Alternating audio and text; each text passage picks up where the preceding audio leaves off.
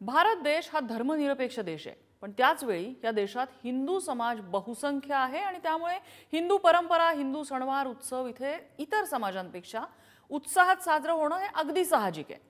याच बहुसंख्यांचं राजकारण करत गेले 3 टर्म सत्तेत असलेल्या भाजपचे काही नेते वारंवार वादात सापडत असतात। काही वादग्रस्त वक्तव्य असतात, वादग्रस्त मागण्या असतात। भाजपचे आमदार आणि मंत्री नितेश राणे हे त्यातलेच एक। या नितेश राणे यांच्या एका मागणीने पुन्हा एकदा वाद व्हायचा संभव आहे, कारण नितेश राणे यांनी मुख्यमंत्री देवेंद्र फडणवीसांना पत्र लिहित वराह जयंती राज्यभर अधिकृतरित्या साजरी व्हावी याची मागणी केली। शासन स्तरावरती या दिवशी विशेष कार्यक्रम, प्रवचन, सांस्कृतिक कार्यक्रम, पूजा अर्चा करण्याबाबत योग्य ती अधिसूचना देण्यात यावी अशी त्यांनी या पत्रकातून त्यांची मागणी केली। विष्णूचा वराह अवतार हा तिसरा अवतार जो हिंदूंसाठी पवित्र आहे। त्याची जयंती साजरी करणं हे प्रत्येकाचं वैयक्तिक असू शकतं, पण विष्णूच्या ज्ञात असलेल्या 9 अवतारांपैकी केवळ वराह अवताराच्या जयंतीला शासकीय अधिष्ठान देण्याची मागणी करणं हे कुठेतरी चर्चेला आणि वादाला सुद्धा तोंड फोडतं। वराह हा प्राणी अर्थात डुक्कर हा मुस्लिम समाजामध्ये अपवित्र मानला जातो। नितेश राणे थेट नव्हे पण अप्रत्यक्षपणे मुस्लिम समाजाला चिथावण्याचा प्रयत्न करतायत का, डिवचण्याचा प्रयत्न करतायत का? वराह जयंती साजरी करण्याबाबत वाद असू शकत नाही, पण त्याला शासकीय अधिष्ठान कशासाठी हवंय? भाजपकडून आगामी निवडणुकीच्या तोंडावर पुन्हा एकदा तुष्टीकरणाचा प्रयत्न होतोय का? वराह जयंती नेमकी आहे काय, उत्सव की कुरापत? याच संदर्भात आपल्याला आज चर्चा करायची आहे।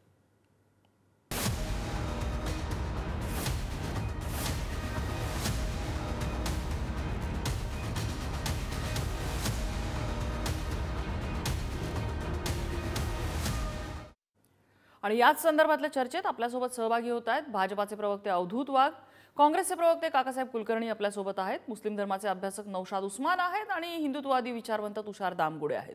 चर्चेला सुरुवात करण्यापूर्वी नितेश राणे यांची प्रतिक्रिया या संदर्भातली आपण ऐकूया।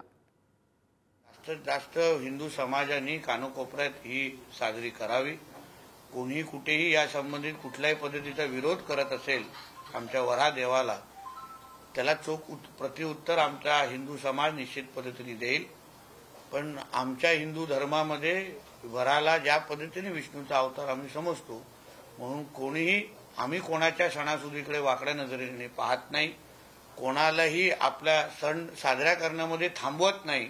म्हणून कोणीही आमच्या वराह जयंतीला च्या बाबतीमध्ये कोणी काही तक्रारी केल्या, कोणी अडचण आणण्याचा प्रयत्न केला तर त्याही गोष्टी आम्ही खपवून घेणार नाही, ही भूमिका आमची असेल। सुरुवातीला मी अर्थातच अवधूत वाघ यांच्याकडे जाईन। अवधूत वाघ यांनी खरं तर 11व्या अवताराचाही शोध लागला। येऊया त्या मुद्द्याकडे नंतर। बऱ्याच वर्षांपूर्वीची त्यांची एक एक्सपोस्ट अजूनही माझ्या आणि बऱ्याच जणांच्या लक्षात आहे। पण अवधूत वाघजी, आता नितेश राणेंची प्रतिक्रिया ऐकली, वराह जयंती साजरी करावी का? हिंदू समाजासाठी ते पवित्र आहे, त्यांनी करावी। पण नितेश राणेंची प्रतिक्रिया बघितल्यानंतर आम्ही साजरी करण्याच्या रस्त्यात आणखीन कोण आलं तर आम्ही हे करू आणि आम्ही ते करू वगैरे असा इशारा देण्याची गरज आहे का कशालाही सुरुवात होण्यापूर्वी? याचा अर्थ त्यांना वाद ओढवून घ्यायचा हे ऑब्व्हियस नाही काय? सर्वात प्रथम बघा, या सनातन धर्मामध्ये डार्विनचा उत्क्रांतीवाद हल्ली आला, परंतु 10-15 हजार वर्षापासून परंपरा आहे की आपण आधी माशामध्ये पाण्यामध्ये जन्मलेला जीव म्हणून मत्स्य, त्यानंतर द्विपद म्हणजे पाण्यामध्ये आणि जमिनीवर राहणारा असा कूर्म म्हणजे कासव, त्यानंतर केवळ जमिनीवर राहणारा म्हणजे वराह, त्यानंतर प्राणी आणि माणूस यांचं कॉम्बिनेशन असा नृसिंह, त्यानंतर अश्मयुगातला एक पूर्ण माणूस म्हणून परशुराम, त्याच्यानंतर पूर्ण पुरुष म्हणून श्रीराम, त्याच्यानंतर युद्धकला युक्त अस्त्रशस्त्रांनी सज्ज असा भगवान श्रीकृष्ण, आणि त्यानंतर जगाला शांतीचा संदेश देणारा सिद्धार्थ गौतम। वामन अवतार विसरलात तुम्ही अवधूत वाघजी। किती सुंदर कल्पना आहे। वामन अवतार विसरलात तुम्ही। एक राहिलं वामन अवतार, एक छोटा एक माणूस, छोट्या उंचीचा छोटा माणूस पहिला जो तयार झाला, आणि त्यानंतर माझं चुकलं आणि त्यानंतर परशुरामाचा अवतार झाला। तर हे जे अवतार तयार केलेले आहेत ह्याच्यामध्ये अतिशय सुंदर चित्र आहे। दुसरी गोष्ट अशी की तुम्ही आता म्हणालात की वराह जयंतीची पूजा, अहो या अवतारांमध्ये श्रीकृष्ण जयंतीची अनेक राज्यामध्ये सुट्टी होते, रामजन्माची रामनवमीची अनेक राज्यांमध्ये, अगदी पश्चिम बंगालमध्ये सुट्टी जाहीर केलेली आहे, बुद्ध पौर्णिमेची, जो आम्ही 9वा अवतार मानतो, बुद्ध पौर्णिमेची जयंती तर संपूर्ण देशामध्ये आहे. त्यामुळे नवीन असं काय आहे? विष्णूच्या ह्या 3 अवतारांची तर ऑफिशियल सुट्टी अनेक राज्य देतात. आज नाही देत, अगदी काँग्रेसच्या राज्यापासून देतात आहेत, इतकी वर्ष देतात आहेत, त्याच्यामध्ये कोणाला ऑब्जेक्शन नाहीये. आणि नितेश राणेजींनी काय सांगितलंय? त्यांनी सांगितलं की पूजा करा, पूजा करा. आणि त्यांनी मागणी केलेली आहे की शासकीय स्तरावर करा. आता शासन ते मान्य करतं की नाही करत हा वेगळा प्रश्न आहे. परंतु जर एखाद्याने अशी मागणी केली त्यात गैर काय आहे? हिंदू धर्म हा पूजेवर विश्वास ठेवतो, मूर्ती पूजेवर विश्वास ठेवतो आणि त्यामुळे त्यांनी आव्हान केलेलं आहे. आणि हे पण सांगितलंय जर मध्ये कोण आलं तर त्याला, ही जर तरची भाषा आहे. आधीच ऍडव्हान्स प्रिएम्प्ट याला म्हणतात की बाबा मध्ये येऊ नका, हे प्रिएम्प्ट केलेलं आहे. जिसको जो समजना है, समझने वाले को इशारा काफी है. एक्झॅक्टली, म्हणजे हा इशारा होता, हा इशारा होता आणि हा इशाऱ्यावरनं हे वाद निर्माण होऊ शकतात. तुम्ही म्हणताय ते बरोबर आहे की वराह जयंतीबाबत मागणी केली तर चुकलं काय? फक्त वराह जयंतीच का? ते नृसिंह जयंती विसरले का? बरं, वराह जयंती महाराष्ट्रात फार साजरी होत नाही, दक्षिण भारतामध्ये त्याची मोठी परंपरा आहे. पण महाराष्ट्रामध्ये आज अनेक जण आहेत ज्यांचं कुलदैवत नृसिंह सरस्वती आहे, ते नृसिंह जयंती साजरी करतात की. वामन जयंती का मागणी केली नाही त्यांनी? कुर्मावतार त्याची जयंती असेल, काहीतरी डेट असेल, मला माहिती नाही, माझं ज्ञान कदाचित तोकडं असेल त्या बाबतीत, पण त्याची त्यांनी मागणी केलेली नाहीये. वराह अवतार जेवढ्या जयंत्या राहिल्या त्या सर्व जयंत्या साजरा करण्याची भारतीय जनता पक्षाचा राज्य प्रवक्ता म्हणून मी मागणी करतो की मत्स्य जयंती, कुर्म जयंती, वामन जयंती या सर्व जयंत्या साजरा व्हाव्यात अशी मी मागणी करतो. ठीक आहे. काकासाहेब कुलकर्णी, आपण जर बघितलं तर या महाराष्ट्रातली शांतता बिघडवण्याचं काम गेल्या अनेक दिवसापासून या राज्याचे मंत्री नितेश राणे हे जाणीवपूर्वक करत आहेत. याचं कारण असं आहे, नितेश राणे ज्या दिवशी मंत्री झाले त्या दिवसापासून आजपर्यंत जर तुम्ही स्टेटमेंट काढून बघितलं तर 2 धर्माला डिवचण्याचं, 2 धर्मात वाद निर्माण होईल अशा पद्धतीचं त्यांची वक्तव्य नेहमी जाणूनबुजून केली जातात. आणि निश्चितपणे आपल्या चॅनलवर मला सांगायला आवडेल, त्यांच्या या प्रत्येक स्टेटमेंटला भाजपाचं वरिष्ठ किंवा माननीय मुख्यमंत्र्यांची मूकसंमती आहे का काय? मला सांगा, एका राज्याचे मंत्री स्वतःच मागणी करतात मुख्यमंत्र्यांकडे आणि धमकी देत आहेत आणि त्यांचे प्रवक्ते त्याचं समर्थन करतायत. म्हणजे या राज्यामध्ये शाहू फुले आंबेडकरांच्या या महाराष्ट्रामध्ये तुम्हाला शांततेचा महाराष्ट्र बघवत नाही का? तुम्हाला या महाराष्ट्राचा बिहार करायचा आहे, तुम्हाला या महाराष्ट्राचा युपी बनवायचा आहे. म्हणजे काय करायचंय तुम्हाला? या महाराष्ट्रातली शांतता तुम्हाला अबाधित ठेवायची नाही का? म्हणजे जाणीवपूर्वक 2 धर्मामध्ये भांडणं झाली पाहिजे, 2 धर्माला डिवचण्याचं पाप यांचे मंत्री करतायत, परंतु भाजपाचे प्रवक्ते समर्थन करतायत. म्हणजे समजने वाले को इशारा काफी आहे. म्हणजे सत्ता आहे म्हणून तुम्ही गुंडगिरी करणार, सत्ता आहे म्हणून दादागिरी करणार या महाराष्ट्रामध्ये. निश्चितपणे याचा मी निषेध करतो आणि निश्चितपणे या महाराष्ट्रामध्ये प्रत्येकाने प्रत्येक धर्माचे सण साजरे करावेत याबद्दल माझा आक्षेप असण्याचं कारण नाही. परंतु त्याच्या आडून जर कोण राजकारण करणार असेल तर त्याला विरोध करण्याचं काम हे मी निश्चितपणे आम्ही करूया. काकासाहेब कुलकर्णी, तुम्ही मांडलेली एक बाजू आहे, पण त्याची दुसरी बाजू अशी आहे की याच्यामध्ये अँटिसिपेशन सुद्धा आहे की वाद होऊ शकतो. हे अँटिसिपेशन कुठून येतं? तर यापूर्वी अनेकदा हिंदू धर्माच्या सणामध्ये अशी इतर धर्मियांकडनं राजकारणासाठी असेल, आणखीन कुठल्या वेगळ्या कारणासाठी असेल, विघ्न आणल्याच्या घटना घडलेल्या आहेत आपल्याकडे. कदाचित त्यातून नसेल का हे झालेलं? मॅडम, नम्रता मॅडम, वेगवेगळे जयंती, वेगवेगळे सण, वेगवेगळे धर्म या महाराष्ट्रात साजरा करतो. जनतेकडनं वेगवेगळे अडथळे निर्माण होणं ठीक आहे, त्या वेळची ती परिस्थिती असेल. परंतु संविधानाची शपथ घेऊन बसलेल्या एका जबाबदार मंत्र्यानं धमकी देणं आणि त्यांच्या पक्षाच्या प्रवर्त्यानं ते समर्थन करणं, म्हणजे हे केवढं धक्कादायक आहे. जर तर ते म्हणतात बाबा आम्ही जरतरची भाषा करतोय, परंतु जरतरच्या आडून तुम्ही दम देताय. तुम्हाला संविधान मान्य नाही. ज्या संविधानाची शपथ घेऊन तुम्ही सगळ्यांना एका तराजूमध्ये मोजण्याची शपथ घेऊन मंत्री झालेला आहात आणि ती शपथेचा तुम्ही भंग करताय. बरं, ठीक आहे. तुषार दामगुडे, आपले विचार मला जाणून घ्यायचे त्या संदर्भात. तुमच्या सण साजरा.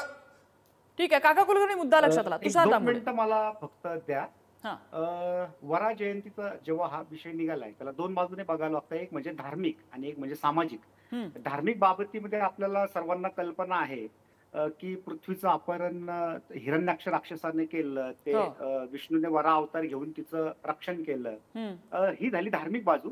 आपल्याला हिंदू धर्माच्या अनेक देवी देवतांच्या सोबत पिंपळ, वड, उंदीर, वाघ, बैल, गाय, कुत्रा असे अनेक प्राणी दिसतात. त्यामुळे हिंदू धर्म हा निसर्गाच्या सोबत हातात हात घालून चालणारा धर्म आहे. हो.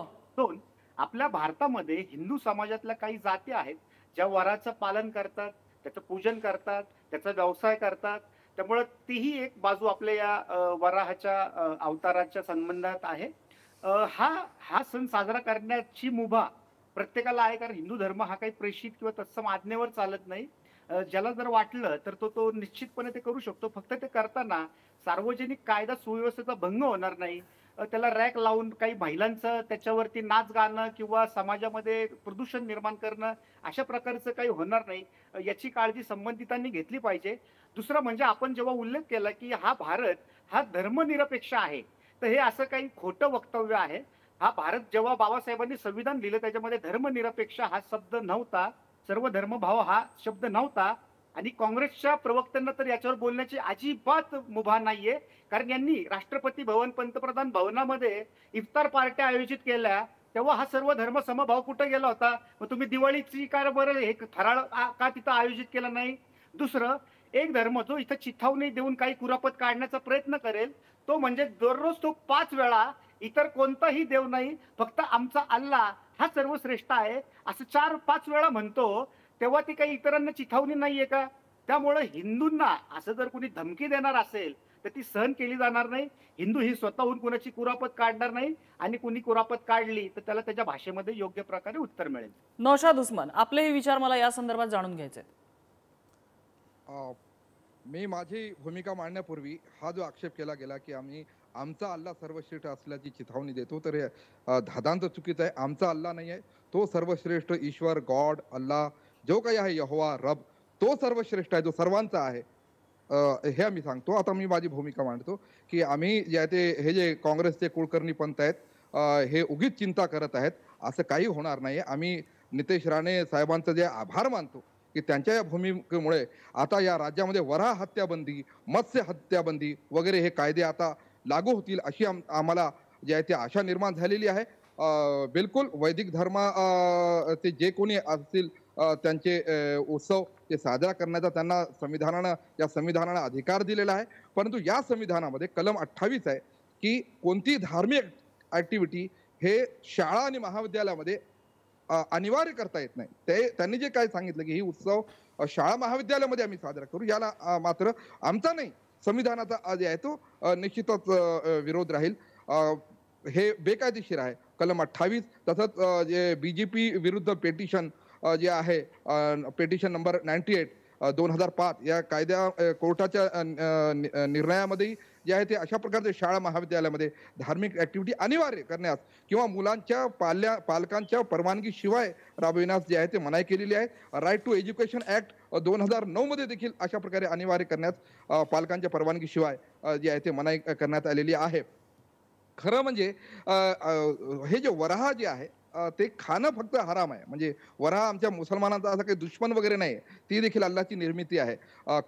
कुराणाच्या अध्याय क्रमांक 2 आणि आयत नंबर 173 मध्ये त्याचं मांस खाणं फक्त हराम आहे. परंतु आजकाल काय आहे की सोशल मीडियावर म्हणा किंवा टीव्ही चॅनल्सवर वगैरे म्हणा, धार्मिक डिवचण्याचा, एकमेकांना डिवचण्याचा एक प्रकार सुरू आहे.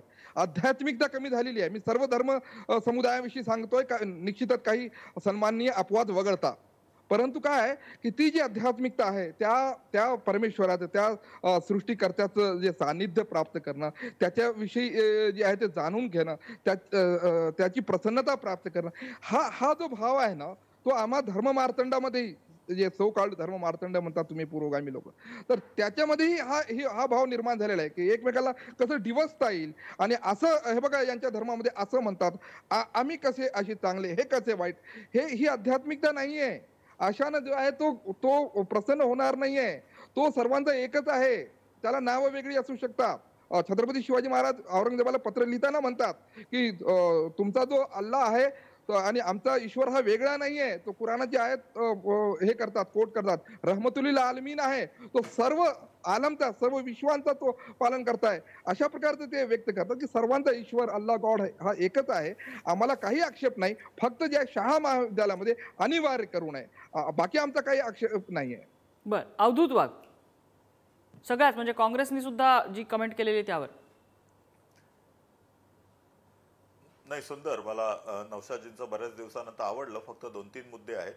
पहिली गोष्ट म्हणजे वराह जयंती आपण साजरी करत असताना त्यांनी कुठच्याही इतर धर्माचं नाव घेतलं नाहीये राणीसाहेब. दुसरी गोष्ट, छत्रपती शिवाजी महाराज जरूर पत्रामध्ये म्हणाले की तुमचा जो अल्लाह आहे तो आमचा देव आहे, पण कधी औरंगजेबाने असं म्हटलं नाहीये की तुमचा जो देव आहे तोच आमचा अल्लाह आहे. त्यामुळे हे वन वे ट्रॅफिक ना ते जरा कमी झालं पाहिजे. शेवटी सर्वांचा ईश्वर एक आहे. आपल्या हिंदू धर्मामध्ये आणि सनातन संस्कृतीमध्ये सुद्धा अनेकेश्वर पण आहेत आणि एकेश्वर पण आहेत. 2 वेगवेगळे सिद्धांत आहेत. त्यामुळे हिंदू धर्मामध्ये सुद्धा सर्वांचा ईश्वर एक यावर पण श्रद्धा आहे आणि प्रत्येक जण अनेक गोष्टींमध्ये आपापला ईश्वर शोधतात. हे पण तेवढंच आहे. इशारा देणे, आता अध्यात्मामध्ये न जाता याची गरज होती का? विषयावर येऊया. नौशादजींनी अतिशय सुरेख सांगितलं, अतिशय सुरेख. अर्ध्या मिनिटात संपवतो, अर्ध्या मिनिटात, की नौशादजी जे म्हणाले की शाळेमध्ये वगैरे करू नये, शाळेमध्ये करू नये. तुमची स्तुत्य सूचना आहे. पहिल्यांदा मदरसे बंद करा. मदरसे ही शाळा आहे आणि त्या शाळेमध्ये धार्मिक शिक्षण दिलं जातं. त्या शाळेमध्ये कुराण शिकवलं जातं. कुराण हा धार्मिक ग्रंथ आहे मुस्लिमांचा. त्यामुळे नाही, पालकांच्या परवानगीने आम्ही पण सरस्वती वंदना करतो. आम्ही कोणावर थोपवत नाही. मुख्य म्हणजे हे सर्व मदरसे हे सरकारी पैशाने चालतात. मदरसामध्ये अनिवार्य नाही आहे. अवधूत वाघजी, तुम्ही सरकारचे प्रतिनिधी. अनिवार्य काहीच नसतं, अनिवार्य काहीच नाहीये. ज्यांना वराह पूजन करायचं नाहीये त्यांनी नको करू देत. बघा, मी तुम्ही बोलत असताना बोललो नाही, तर त्यामुळे तुम्ही नंतर बोला. तर शेवटी शाळेमध्ये संस्कृतीचं आदान प्रदान होतं. ज्याला नाही करायचंय त्याने करू नये. कुठेही जबरदस्ती नाहीये. आम्हाला करायचंय. ज्याप्रमाणे मदरस्यामध्ये धार्मिक शिक्षण दिलं जातं, कुराण शिकवला जातो, ते पण आमच्या पैशानी, करदात्यांच्या पैशानी मदरसे चालवले जातात आणि आमच्याच म्हणजे जो धर्म आहे त्या धर्माचं नाही, पण मुस्लिम धर्माचं शिक्षण दिलं जातं. माझं काही त्याच्याबद्दल मतभेद नाहीयेत. पण जर एखाद्या शाळेमध्ये धर्माचं शिक्षण दिलं जातं तर दुसऱ्या शाळांमध्ये हिंदू धर्माचं शिक्षण द्यायला तुम्हाला काय प्रॉब्लेम आहे? अडचण कुठे आहे? अडचण नसली पाहिजे. बर, नौशाद उस्मानना काय मुद्दा मांडायचा आहे? हिंदू अनडिवायडेड फॅमिलीला जी कर सवलत आहे ती मुसलमानांना नसते. आम्ही जास्त कर भरत असतो, यांना माहित नाही वाटते जास्त. मुसलमान तुम्हाला 4 बायका करायची सवलत आहे ती आम्हाला नाहीये. तुम्हाला 4 बायका करायची सवलत आहे ती आम्हाला नाहीये. तुम्हाला 4 बायका करायची सवलत आहे ती आम्हाला नाहीये. मुसलमान आणि ख्रिस्ती आणि यहुदी जास्त कर भरतात, यांना माहित नाहीये. हिंदू अनडिवायडेड फॅमिलीला कर सवलत आहे, मुसलमानाला कवर सवलत नाही. आपण आता या धर्माच्या काय तरतुदी आहेत आणि कायदे आहेत त्याच्यावरती जाऊया नको. आपला विषयांतर होतोय. आपला आहे नितेश राणे यांनी वराह जयंती साजरी करायचं आवाहन जे केलेलं आहे. आवाहन ठीक आहे, इशारे कशासाठी? कुरापत काढायचे का नितेश राणे यांना? हा मुद्दा आहे. अवधूत वाघ, तुम्ही माझ्या प्रश्नाचं उत्तर दिलं नाहीये. जयंती साजरी करण्याचं आवाहन करणं ठीक आहे, इशारे कशाला? कोणाची कुरापत काढायची गोष्ट आहे? याला मी मगाशी उत्तर दिलंय. याच्यामध्ये इशारा नाहीये. याचे समजणे वाले को इशारा काफी असं म्हटलंय. ही प्रियंश आहे. समजवायचं काय? माझ्या वार्तेला येऊ नको असं म्हणणं चुकीचं कुठे? कोण येणार आहे आक्षेप घ्यायला? अरे, आपण दवंडी पिटतो. राजा येताना आपण दवंडी पिटतो. सैन्य जाताना आपण शिंग फुंकतो. आपण रणांगणामध्ये जाताना रणशिंग फुंकतो. आपण शिकारीवर जाताना आपण ढोल नगारे घेऊन जातो. बाबा, आमच्यापासून समोरची पार्टी शत्रू असते, समोरची पार्टी शत्रू असते. युद्धावर जाताना समोर शत्रू असतो. प्रश्न विचारतो मी तुम्हाला, आणि ते शिंग असतात ते आपल्या जवानांचा जोश वाढवण्यासाठी असतं. शत्रू नाही. त्याची तुलना तुम्ही इशारे थेट इशारा दिलेले आहेत. कोणी रस्त्यात आलं तर आम्ही ऐकणार नाही, याला कसं म्हणता तुम्ही? त्याची तुलना तुम्ही वॉर हॉर्नशी करताय कशी काय? नाही, धार्मिक उत्सव म्हणजे तुम्ही म्हणताय ना कोणाला डिसवण्याचा प्रयत्न, सांगाल का? माझा साधा प्रश्न आहे की कोणी वाटेत आमच्या आडवं आलं तर आम्ही त्याला झोपवू वगैरे अशा शब्दाचा इशारा दिलेला आहे. कोणी आलं तर आम्ही बघून घेऊ वगैरे असा थेट इशारा दिलेला आहे. त्यांनी नाव जरी घेतलेलं नसलं तरी त्यांनी एका समुदायाकडे वोट केलेला आहे. हा इशारा द्यायची गरज आहे का? आम्ही सण साजरा करणार आहोत, संपला विषय. पुढे गरज काय एवढे इशारे द्यायची? हे पाकिस्तानी आणि बांगलादेशी घुसखोर जे आलेले आहेत ना भारतात आणि जे दहशतवादी आहेत ना त्यांनी या उत्सवामध्ये येऊ नये, त्यांनी आमच्यापासून सावध राहावं असं आहे. बाकी भारतीयांचे 140 भारतीयांबद्दल ते बोललेच नाहीत. म्हणजे तुषार दामगुडेला काही मुद्दा मांडायचा. तुषार दामगुडे बोला. अवधूत वाघ नौशादजी, मी येते पुन्हा आपल्याकडे. तुषार दामगुडेला मुद्दा मांडायचा. तुषार दामगुडे नाही, ती बांगलादेशी आहे ना, ती जर याच्यामध्ये आली उत्सवामध्ये हाकलणार आहात का तिला? पहिले तिला हाकला ना, दुसऱ्यांना पण बोलू द्या. दिल्लीमध्ये घेऊन बसले. नौशादजी आपल्या पॅनलवरच्या इतरांनाही बोलायची आपण संधी देऊया. तुषार दामगुडे बोला. नौशाद उस्मान यांनी जे इथं वक्तव्य केलं की शिवाजी महाराज असं म्हटले की तुमचा तो अल्ला तोच आमचा देव, हे सरासर खोटं वाक्य आहे. असं कुठलाही रेफरन्स नाही. हा मनुष्य धडधडीत बोलतोय. दुसरं, हिंदू धर्मामध्ये अनेक पदर आहेत, ते वेगवेगळ्या सणांना मानतात, देवतांना मानतात. त्याप्रमाणे अवधूत वाघ यांनी इथं जे वक्तव्य केलं की जे दशावतार आहेत तो म्हणजेच आमचा उत्क्रांतीवाद आहे, तर एक हिंदू म्हणून मी तो नाकारतो. उत्क्रांतीवाद हा वेगळा आहे, दशावतार हा एक आध्यात्मिक काही वेगळा धार्मिक भाग आहे. अशा प्रकारचं कुठलं याचं आम्ही समर्थन करत नाही. तिसरं की इथं या धर्मांना जेव्हा आपापलं हे करण्याची मुभा आहे, तर आज वाल्मिक समाज वराचं पूजन करतो, मग ते या देशाचे नागरिक नाही आहेत का? जर ते करत असताना जर इथं ताकाला येऊन भांडं लपवण्याची गरज नाही, जर मुस्लिम समाजाला त्यातनं चिथावणी मिळणार असेल तर ती चिथावणी का मिळते बरं? त्यांना असं का राग येतो की या देशामध्ये त्या वाल्मिक समाजाचा या देशावरती हक्क नाहीये का? आणि जर ते त्याच्यामधनं काही दंगलीचा प्रयत्न करणार असतील, ते काहीतरी समाजकंटक करण्याचा प्रयत्न करणार असतील, तर नक्की प्रशासनाने त्याच्यावरती कडक कारवाई केली पाहिजे. मला ना तुषार दामगुडे तुमचे मुद्दे लक्षात आले. अतिशय सुंदर मुद्दे तुम्ही मांडलेत. मला फक्त एका प्रश्नाचं उत्तर, एक थोडंसं क्लॅरिफिकेशन तुमच्याकडनं हवंय. आपल्याकडे म्हणजे आमच्याकडे कोकणात तरी, महाराष्ट्रात अजून इतरही बऱ्याच ठिकाणी एक प्रथा आहे, सणवार उत्सवाच्या वेळेला किंवा ते सण झाल्यानंतर एक श्रमपरिहार असतो आणि त्या श्रमपरिहारासाठी गावातले सगळे लोक जंगलात शिकारीला जातात आणि त्या शिकारीमध्ये 90% वेळा रानडुकराची शिकार होत असते. वराह पूजन करणारा समाज त्यांची रानडुकराची पारंपरिक असलेली शिकार ही कुठल्या धार्मिक अधिष्ठानात बसवणार आहे किंवा परंपरेने चालत आलेली ही रानडुकराची शिकार सोडणार आहे का? मी आताच आपल्याला म्हटलं की हिंदू धर्मामध्ये अनेक पदार्थ आहेत, इथं वराचं पूजन करा याचा अर्थ मग त्याचं जर तो शेतामध्ये येऊन काही नुकसान करत असेल तर त्याची हत्या करू नका अशा प्रकारचं तो होत नाहीये. आता माकडांना आपण हनुमानाचा पण अवतार म्हणतो, त्याच वेळी माकडांचे काही प्रयोग देखील केले जातात. हिंदू धर्म अत्यंत सहिष्णू आहे, तो अगदी दगडाच्या मूर्तीमध्ये देखील देव बघतो. तो त्या वरामध्ये आता तो बघतो म्हणजे काय 12 महिने तो काय त्याचं पूजन करतो किंवा तत्सम करतो असं नाही. ती एक त्या वेळची ती भावना आहे, त्या वेळचं ते काही करण्याची कृती आहे. याचा अर्थ आपण त्याच्यामध्ये पूर्ण लिप्त व्हायचंय किंवा आपल्या समाजामध्ये भांडण तंटा निर्माण करायचा हा त्याचा अजिबात अर्थ होत नाही. इतर समाजाने देखील आपली सहिष्णुता वृत्ती दाखवली पाहिजे. औरंगजेबाने देखील कधीतरी म्हटलं पाहिजे की या देशामध्ये मथुरेमध्ये कृष्णाचं मंदिर व्हावं ही माझी अंतिम इच्छा आहे. सगळे आपले ओजी ही सर्व धर्म समभावाची शिवाजी महाराजांच्या खांद्यावर का द्यायची? बरोबर. ही कधीतरी औरंगजेब बाबर यांनी देखील ही दाखवण्याची काही गरज नाहीये का? आणि हा महाराष्ट्र फक्त शाहू फुले आंबेडकरांचाच आहे का? हा महाराष्ट्र शिवाजी महाराज, अहिल्याबाई होळकर, बाजीराव पेशवे, लहुजी वस्ताद, उमाजी राजे नाईक यांचा नाहीये का? काय यांना काही त्यांचा काही द्वेष आहे का? असं काही नाहीये. इथं सगळ्यांना आपण सामावून घेऊ, जे शांततेने करता येईल ते केलं पाहिजे. हिंदू म्हणून आम्ही काल सुसंगत व त्या क्षणाला जे योग्य निर्णय आहे ते आम्ही घेऊ. ठीक आहे. नौशाद उस्मान 30 सेकंद आहेत तुमच्याकडे, माझी वेळ संपत आली. फक्त तो संदर्भ जो नाकारला तो गोविंद पानसरे यांच्या पुस्तकामध्ये गर्गे यांच्या संदर्भात सहित जे आहे तो दिलेला आहे. जिझियाविषयी जे पत्र लिहिलं होतं महाराजांनी त्याच्यामध्ये तो संदर्भ आलेला. दुसरी गोष्ट आहे की औरंगजेब इथं काही जिवंत नाही आणि तो काही इस्लामचा प्रतिनिधी नाही आहे. औरंगजेबाचा कोण लागतो की त्यानं असं म्हटलं पाहिजे नाही. डिसोन केलं जात नाही ना, पण औरंगजेबाला मुस्लिम समाजातल्या अनेक घटकांकडून डिसोन केलं जात नाही. नाही, हे कुराणाचं भाषांतर छापण्यासाठी शाहू महाराजांनी 25,000 रुपये दिले होते त्या काळात.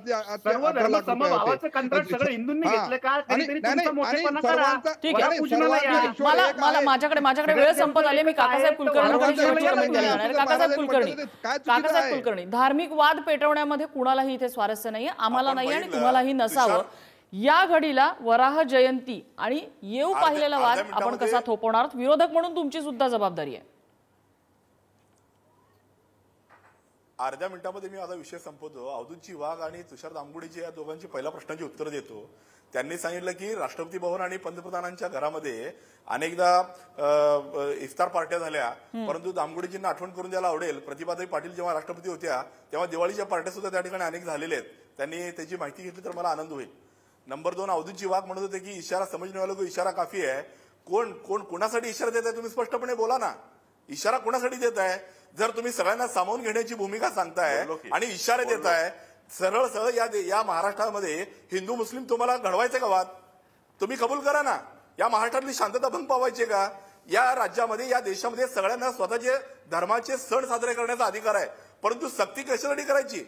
बघून घेण्याचा इशारा कोणासाठी आहे? कोणत्या धर्मासाठी आहे? कोणत्या लोकांसाठी आहे? आता तुम्ही आम्हाला या सगळ्या गोष्टी शिकवणार? ठीक आहे. त्यामुळे निश्चितपणे सगळ्यांनी स्वतःचे सण साजरे करावे, परंतु सक्ती या ठिकाणी कोणावरती सक्ती करू नये आणि निश्चितपणे प्रत्येकाचे सण साजरे करायला स्वतःला या ठिकाणी प्रत्येकाला दिलेल्या अगदी हा नियम सर्व धर्मीयांना लागू होतो. तुमचे सण तुम्ही साजरे करावे. सार्वजनिक सलोखा कुठेही धोक्यात येणार नाही याची काळजी प्रत्येकानेच घेतली पाहिजे. मग तिथे साजरं करताना इशारेही द्यायची गरज नसते, प्रिएम्प्टिव्ह इशारेही द्यायची गरज नसते आणि कुठे कुणाला काही डिस्टर्ब करायची गरज नसते. समाज सलोख्याने राहू शकतो. राजकारणासाठी हे उकरून काढलं जाते का? तर नक्कीच अशा वारंवार गोष्टी घडलेल्या आहेत आणि त्यामुळेच अशा वक्तव्यांबाबत ही चर्चा होत असते. कुठे वाद होऊ घातला असेल तर आपण त्याला थंड करण्याचा प्रयत्न केला पाहिजे. यामुळेच यासाठीच आम्ही ही चर्चा आज घडवून आणलेली होती. या चर्चेसाठी सगळ्या मान्यवरांनी वेळ दिला. सगळ्यांचे आभार. आजचा धुळा इथेच थांबतोय.